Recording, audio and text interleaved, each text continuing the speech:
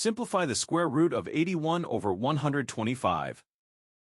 Take the square root of the numerator and denominator separately. The numerator is a perfect square. Its root is 9.